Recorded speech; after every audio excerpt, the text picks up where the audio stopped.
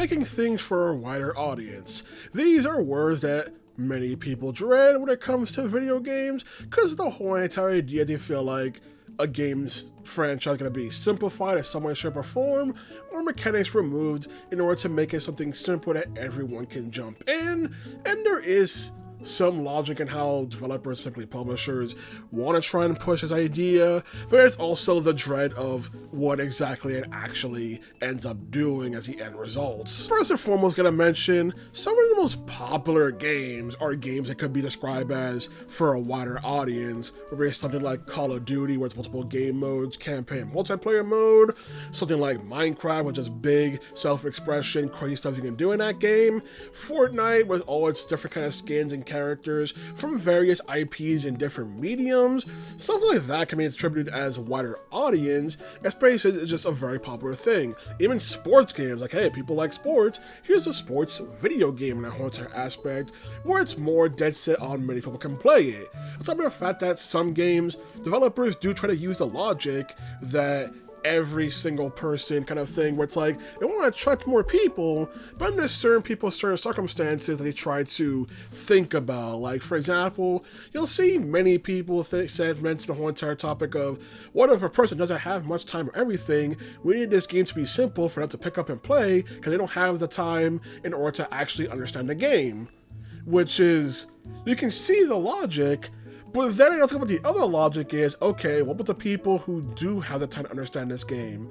Are you basically telling them to get screwed kind of thing? That's how some people think about it. It's like, I don't want this deep, complex thing. I want a simple thing I can jump into, like with other people. And then vice versa. I want this more complex thing that takes me hours to understand. And they get fighting games. And fighting game fans, one of my casual players don't play them. You know, because fighting game fans want something more in-depth.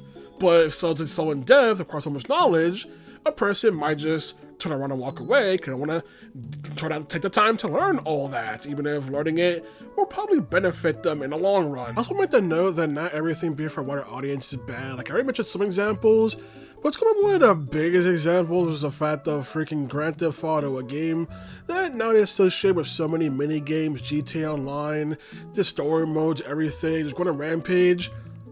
Is also a franchise made for a wider audience, let's be real here. Like, I don't know, it was just me, but also Grand Theft Auto's third-person shooter aspects was so basic, especially compared to other shooters and everything. That's one of those things that I would classify Grand Theft Auto as a game franchise made for a wider audience, and it clearly pays off with the billions it rakes in and everything. But it's one of those things where I know wider audience is always a dirty term for people, and it makes them fear a lot. But there are many franchises that have done it, and end up getting so much more popularity for in that aspect. One of those things where I question, people even play a lot of mini games in Grand Theft Auto, and the answer is they do, which is good for them, and shows that doing that actually ended up working. One example I see people try to use as a franchise that quote-unquote didn't care to a wider audience is Persona, to which I must go, man, what version of Persona are you playing? That's a bold-faced lie. Personas 1, 2 into Sin and 2 Trial Punishment play completely differently from Personas 3, 4, and 5. 3, 4, and 5 having this more balance of dating sim RPG, while the first 3 games are focused solely on the RPG aspect, but you get to explore the entire towns and locales and do side quests within it, or Persona 1 with the 2 narratives, with a sub-background, the Snow Queen quest around everything. But 3, 4, and 5 does tone things down towards, oh, only the main characters called Personas now? Oh, Persona 3 decided an experimental feature where the tactic system where, oh, the characters are controlled by AI, it can pretty much tell the AI basically what to do in certain scenarios to change the AI, and that I feel would be the most case of not for a wider audience entry because of experimentation, but the dating sim aspects and doubling down more and more is Persona changed to a wider audience, and it worked. People love dating sim mechanics. People come in and enjoy it. They enjoy dating sim mechanics, enjoy social stats, enjoy what they can do in Persona, to a point where some only enjoy Persona for the dating sim aspects, and that's good for those people, even if I care more about the RPG side and want more RPG in my Persona game. But we got both in those games, so I can't exactly be mad. I'll just be baffled when there are people who said Persona 5 should have had shorter dungeons to make room for more dating sim. I'll just be baffled at those people. Fighting games especially are one that get targeted for trying to get to a wider audience, mostly because, you know, while fighting games can be successful, not exactly the biggest genre out there, and developers could want more players included, but it's also the ways they try to include that end up annoying some people. Like, oh, Persona 4 Arena has simple combos, that's their main basic thing. And then many fighting games afterwards did it with the auto combo system, like, oh, Dragon Ball Fighters with their auto combo system. So Arena Ultimates for auto combo system. Or franchises have it as an option, like Marvel vs. Capcom 3 had a simple thing for an option. You also have Blaze Blue as well that had as an option. And also Street Fighter 6 also has the whole entire thing with the modern control scheme, which is basically just a simpler mode, trying to get a wider audience, or the other game modes in it that I always say people get mad at those because they either don't care for the mode or what's a resource we use elsewhere. I mean, maybe a casual fan, I don't really like stuff like auto combos or modern control scheme. I just don't get the modern control scheme. I just don't get it. I try it out and go, this feels too alien to me. No thanks. But that's just me, and many others enjoy it, but it clashes with the all-time fans who get pissed off. They're like, those people didn't win. They had the control scheme that gives them the win. Well, if it's that good, why aren't you using it then? Go, do it. Do the easy thing you want then. In a whole entire aspect. Where it's the idea, try to make things simpler. Or how Tekken 7, for the story mode, had these little thing where you got easy to do moves that were made as story assist. But Tekken 8 decided to include it in other game modes as an assist thing. But once again, it's one of those things where the moves will be doing will end up being predictable to someone who's more adept to the game, because those things are only for certain attacks that you're doing, that you'll be doing over and over. So the assist thing may end up backfiring if someone is more proficient, hence the trade-off of the mechanic. It's there that gives you a simple thing of doing a cool big thing easier, but someone more versed is gonna immediately go, I know what you're doing, and take advantage of you. I already mentioned Persona, but RPGs are just an entire genre developers keep feeling need to be done for a wider audience, or something needs to change.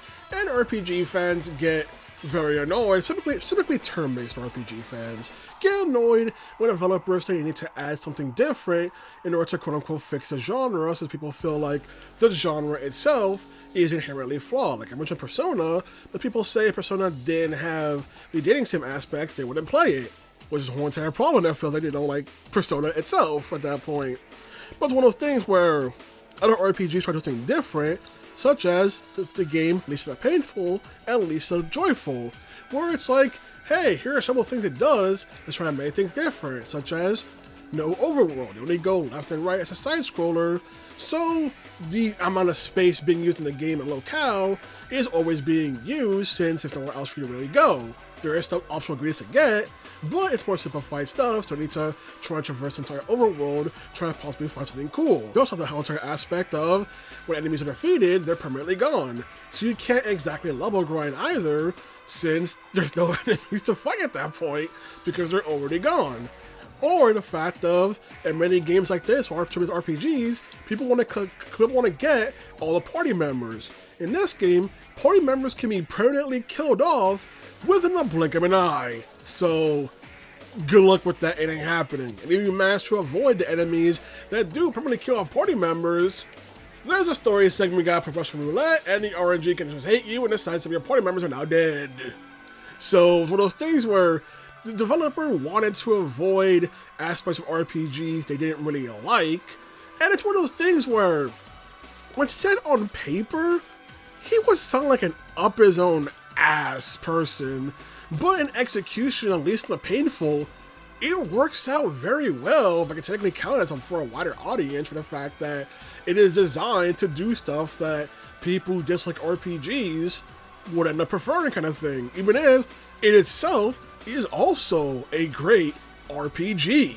Undertale and Deltarune are also a big example where we want to take aspects of RPGs and pretty much try and subvert them to a certain extent, with Undertale specifically being advertised as this is an RPG where you don't have to kill the enemies. And with other RPGs that have that kind of mechanic, like Pokemon lets you catch Pokemon and all that, it's the fact that it's like, hey, each little monster has a little minigame, do the minigame to appease it, and now you can spare it. Well, that makes a big point when there's one late game boss fight where the mercy button gets effing shattered. Kind of whole entire thing, where it became very, very popular.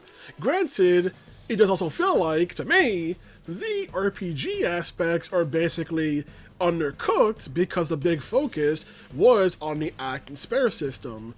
Granted, there is an entire playthrough in the game you can do based around fighting monsters and level grinding aspects. So not as if they forgot about that, just more like the mechanics themselves feel underbaked when compared to how crazy the act system. Same thing also with Deltarune, where Deltarune you can spare monsters, do all this kind of stuff, and it's one of those things where you play the game just by trying to, well, I do, play a simple RPG and type of monsters, it can feel underbaked to a certain extent. But both games do have points where you either have to spare something or you instead have to attack it, especially one cool moment in one of the more recently released, well not recently, but one of the more currently out there titles of Deltarune, where it's an opponent that you can't spare, and is one of the coolest oh shit moments, where it's like, you cannot spare this thing, for the love of God, take it down before it effing annihilates us. Whole entire aspect. And that is cool that Deltarune tries to have this mixed aspect with not as free as Undertale, but has Hunter aspect where freaking the enemy will just be like, nope, screw you, you either gotta spare this thing or you gotta take it out for one reason or another. But both of those definitely gives, I would say, for a wider audience, they're taking RPG aspects and trying to flip it so more people who don't like RPGs enjoy those games. Now some would say, and by some I mean me, would say they like this RPG because it doesn't really play much like an RPG to a certain extent, and that's why they like it. Not because it did its RPG does things differently, it's because an RPG doesn't really feel like an RPG at points. Now on to the current critical darling, Clair Obscure Expert 33, where that game I would claim is for a wider audience just because of the parry mechanic. Not a new Yakuza genre whatsoever, but it's a thing that people say generally defines why they enjoy Space 33, that it makes combat more active. You can also argue it basically makes every aspect of combat redundant because if you're good at parrying, nothing else matters because enemies can't kill you, which would have to add the most absurd animations towards boss attacks in order to try and throw you off. But, like I said, that's besides the point. It is a game I'll say RPG is made for a wider audience, even if the devs didn't necessarily intend for that at all. I just wanted to add this mechanic to the game, but it's one of those things where that's the big takeaway, that people, just like other games where Deltarune, Undertale, Persona 5, people say it's an RPG for people who don't like RPGs, but then you analyze it closely, you do play RPGs, and you go, yeah, I can see why sort of like RPGs enjoys this. May not necessarily be for the best reasons, but at least they enjoy the game itself. Another big point is how people feel about Final Fantasy in recent years that's been chasing a different and wider audience, specifically Final Fantasy 16 being an action RPG, mostly an action game, but action RPG that focuses on the big spectacles over everything else, and people enjoyed it, but it's one of those things where one of the main goals of the game was to get a wider audience, specifically a younger audience, intriguing them with the action combat, and according to developers, their plan worked. This is one of those things that people prefer other Final Fantasy end up filling in by comparison. To which the hilarious irony to me is the fact that, okay, the people who don't like Final Fantasy 16 are also some remake, trilogy, whatever, because they feel like they're going for a wider audience, everything. But here's the thing, how many old Final Fantasy fans enjoy the minigames of Final Fantasy 7? How many old Final Fantasy fans also enjoy stuff like Triple Triad, Tetra Master, I'm kidding, no one likes Tetra Master, Blitzball, stuff like that, which Final Fantasy 16 had no minigames. It was full-on, straight action game, through and through, and nothing else really in between, which was a complaint for the game, but they didn't have the mini games. And there are people who, even though they don't really like some Remake Trilogy, do enjoy mini games in that Remake Trilogy, something like Queen's Blood, which is what we're getting an enhanced version in Remake Part 3. To which I go, anybody here who basically says they prefer they like the mini games of Final Fantasy games? I will now say you are the wider audience in the question. If you care more about the mini games and the actual RPG aspect of the video game, you are the wider audience here, motherfudger. That's the irony, because Final Fantasy RPG first and foremost, but then they'll complain about when people get upset about, like Rebirth, people complain, why are there so many mandatory minigames? Why do I gotta forget this Queen's Blood tournament? Yeah, you can skip it, but for there's one match you can't skip. Here's a shooting gallery segment that you do twice, on certain aspect. Here's Cross of the Soul, which is an hour full of bad minigames, stuff like that. And people like, Final Fantasy VII always had minigames. Yeah, and they sucked. What's your point? But on that aspect, people like, no, we need more minigames. This is what Final Fantasy is about. Hey, congrats, you were the wider audience. You were the wider audience in question. If you care more about the minigames of Final Fantasy VII than you do about Final Fantasy VII itself, you are the wider audience. And you see how that's not a bad thing. You still being a wider audience isn't inherently a bad thing. If you enjoy Queen's Blood, you enjoy Queen's Blood, enjoy Queen's Blood all up. Enjoy freaking Tetramaster, someone actually enjoys that. Enjoy Blitzball. Enjoy Triple Triad and all of that. But you are the wider audience in question. Another case of trying to make a game for a wider audience is what happened with Monster Hunter World. Monster Hunter World was a massive success, and I played Monster Hunter World. My friend wanted me to get into Monster Hunter because they make a new console title, and I told him that they like playing Monster Hunter on 3DS because the controls felt too awkward. He somehow still does not understand what I meant by that. But as a whole entire thing, Monster Hunter World also simplified many mechanics of Monster Hunter to a point where some OG fans basically, they didn't feel alienated, but they felt like Monster Hunter World basically didn't really do much when it comes to being Monster Hunter, but it did in fact increase the popularity of Monster Hunter incredibly, to a huge degree, which was the benefit. It was one of those things where simplified mechanics make people go, to a point where some still blame issues that they have in more recent titles like Monster Hunter freaking Wilds, I believe.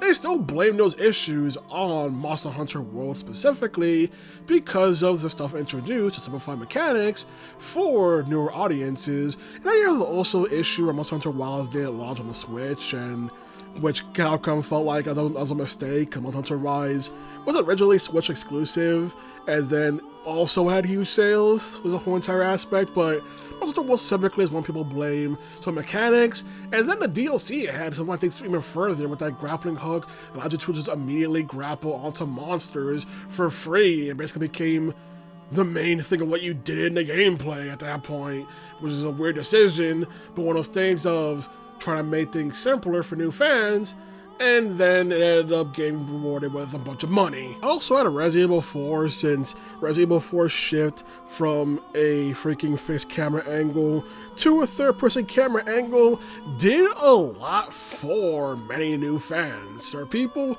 who still to this day won't play a fixed camera angle Resident Evil game, but they'll play the third-person ones. Even if Resident Evil 4 still used tank controls, they still enjoyed it just because of perspective, which then happened again Resident Evil 7 and 8, we had the first-person camera angle that people also ended up greatly enjoying, but some would prefer third-person, to a point where Resident Evil Requiem will have both a first-person and third-person option, with the devs citing that Japanese players tend to like the third-person camera angle more, while Western fans tend to enjoy the first-person camera angle more, which is interesting information, but at the same time, look at what Western players play. They play Call of Duty, so Battlefield. It makes sense the first-person camera angle would end up being something that people in a Western place would enjoy more, but the fact that you have the option makes it cool, and it's one of those things that, say it with me, is being added for a wider audience. Now, there is the other way people view the term wider audience that is where you start going into dangerous territory of conversation, such as you could cite stuff like the game Tokyo Mirage Sessions, changing several stuff in the game during the localization process, whether it be character design, stuff like that, even re-recording voice lines and stuff like that, changing topics of certain chapters for the Western version, and then later making that the universal version, the Switch port, could be seen as changing things for a wider audience in quotation marks, or how people constantly cite the Saints Row reboot as the way it changed certain things, or specifically didn't want to be as edgy as Saints Row 2, 3, 4, basically previous Saints Row games, but also did have its own edge and other points. I remember some people being weirded out that it feels weird how some points should be more lighthearted, other points, here's this brutal beatdown animation, have fun aspect, where people cite that as the reason why they failed. I'm gonna be real with you. When you have an entire game and aspect, a lot of stuff, I don't think changing that is specifically why it failed. It didn't help. I'll say that. It didn't help the games, but that's not the reason why it failed. Tokyo Mirage Session was just a niche RPG. It had to do with the idol industry, and was a crossover of two other RPGs that were also niche at the time. So it was going to be some groundbreaking RPG, even if it is great. And the Saints Row reboot, whole entire thing, just wanted to go in a completely different direction, although the direction just ends up being something that tries to tone things out previous games. But at the same time, you can make the same argument for Saints Row the Third and Saints Row 4, leading more into the absurdity than Saints Row 1 and 2 did. Once again, I already see people citing Saints Row 3 like that. Some people did to a certain degree, but it's more about how the game is structured with the gangs and all that. But there are people who still like Saints Row the Third, still have the best-selling entry, I believe. Saints Row 4 as well, which also did very well. And Saints Row Reboot did sell a lot. It just didn't sell enough to make back the, I believe it was like $200 million they spent on it. That must be some insane money laundering. Where did that money go? Did they find it? I hope they caught the guys who stole it. Other people don't really bring up. People always bring up only as a fun fact of, hey, did you know? Nintendo YouTuber here. Did you know that Mario The Lost Levels was actually the real Mario 2? The Mario 2 we got in the Western sides, it's actually a reskin of the game Donkey Panic. So in reality, we didn't get the actual Mario 2. A lot of people keep bringing up that fun fight as if it's the most groundbreaking thing ever. Please stop. But either way, the point is, people don't mention or see in the way of Mario 2 for the Western side was done for a wider audience. Like, the fact that Mario Lost Levels, which was instead to be advertised as this harder Mario for super fans, but in reality, it was just a second game. But no one cites Mario Bros. 2 that we got in the West, which was Donkey Panic, as changing Mario for a wider audience. People just see it as they just didn't bring over the actual Mario 2 until they made the All-Stars pack. It's one of those things where do people complain that that game was made for a wider audience in the case of they thought you weren't good enough for Mario Lost Levels? Final Fantasies 4 and 6, when they came out in America on Super Nintendo, were called Final Fantasy 2 and 3. And both those games dumbed down mechanics and aspects because of the whole entire thing of, oh, they thought Western fans weren't good enough RPGs, so they dumbed it down. Final Fantasy 4 on Super Nintendo in the West actually removed abilities from the characters because they started to make them simpler. The fact that Cecil can't use their darkness ability in the SNES version of the game is crazy to me, but it's something they removed to make it simpler. So do you cite that as weird Western fans being insulted for a wider audience? Final Fantasy V was not localized on Super Nintendo because it was seen as being too difficult for Western fans, so it didn't come out until PlayStation 1. Does that mean Final Fantasy V is now the most realist, truest Final Fantasy game because they thought American children were too dumb to have played it? Maybe. Play Final Fantasy V and find out. But instead we got Mystic Quest, or Final Fantasy USA. Literally want you to know that this was a game made for the Western audiences, and it's It's fine. That's what I played about it. It's fine. It's not this egregiously awful game people treat it as.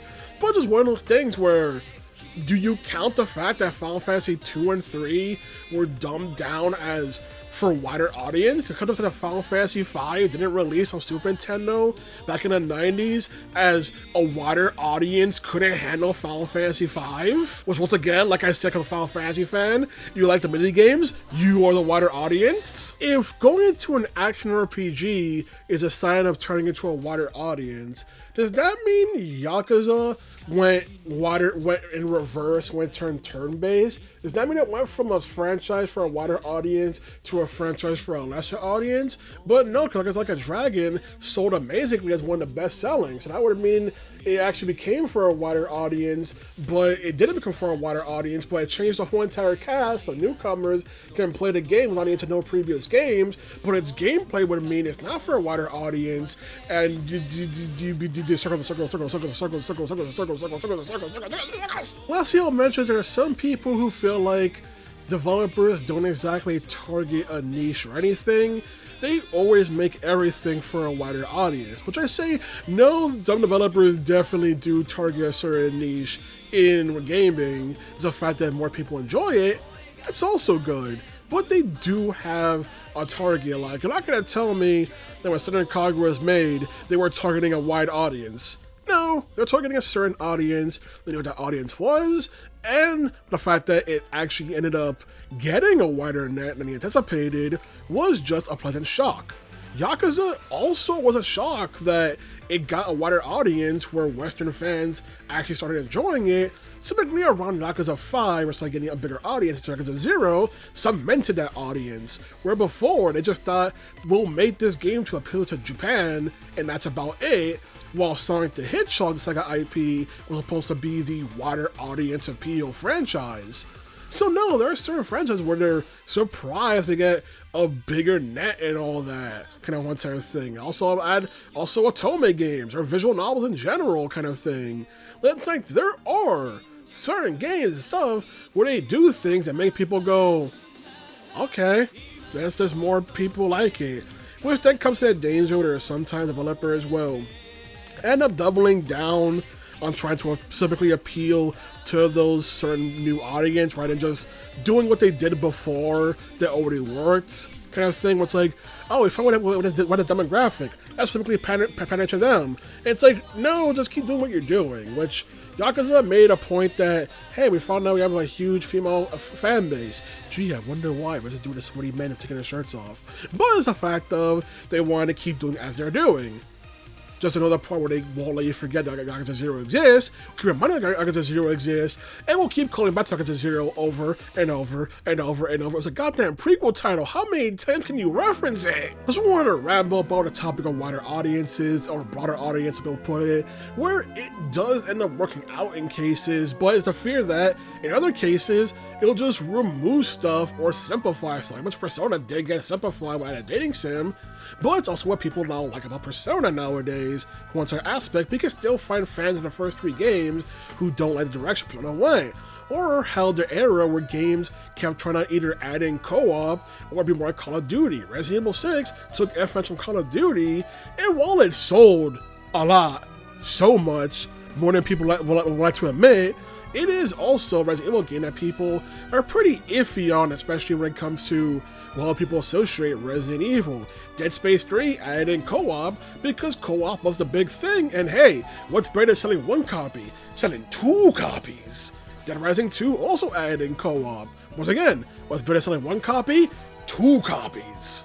Kind of whole entire aspect when it comes to that whole entire thing, you know? Or Halo started getting more and more influence from Call of Duty in terms of mechanics. Some people didn't like that, like aiming down sights in Halo, or a sprint button. People really hate the sprint button, and while it sounds ridiculous, I can see why Halo fans do dislike the sprint button, and see the actual fair arguments they give. Just one of those things that out loud sounds goofy, but no, Halo fans got a point. I also want to focus on the actual idea to get game for a modern audience, which for many companies, or specifically publishers, is just chasing some sort of trend, or trying to pander to whatever new audience they got.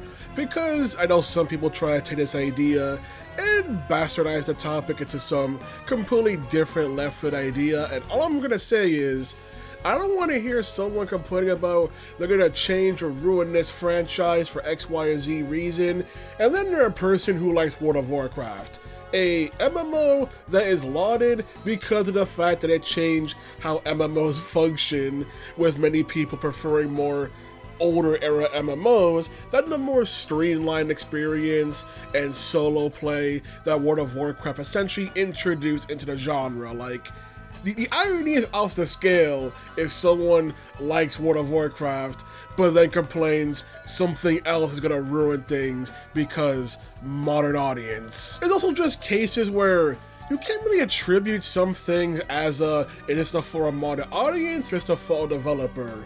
Like, I could bring up Yakuza Kiwami 3 and how they said, oh, we're gonna make this combat so easy you can play the game with the controller being held backwards. It's like, I won't exactly blame the audience for that because they're the ones who asked for such a thing, as the developers thinking this is an accolade of our game, you know? Or how there's people that are still mad that Metaphor ReFantazio doesn't have romances, and when they gutted this from the Persona aspect modern audience, it's like, no, developers just wanted to go into a different direction because the Persona fanbase is the modern audience. Like, what is this? A person complaining that there's no romance in the game? You are the modern audience, and you are seeing why being a modern audience is not inherently a bad thing. Either way, go out there, play games, whether they added features that attracted you to a franchise one day before, or whether you were someone who was there when the franchise started, and maybe the franchise changed and added stuff you didn't enjoy, or maybe the franchise is still the same and you get to enjoy what you already liked before. Whatever it's gonna be, go out there and enjoy the features you enjoyed in a franchise and game. Alrighty then, good day.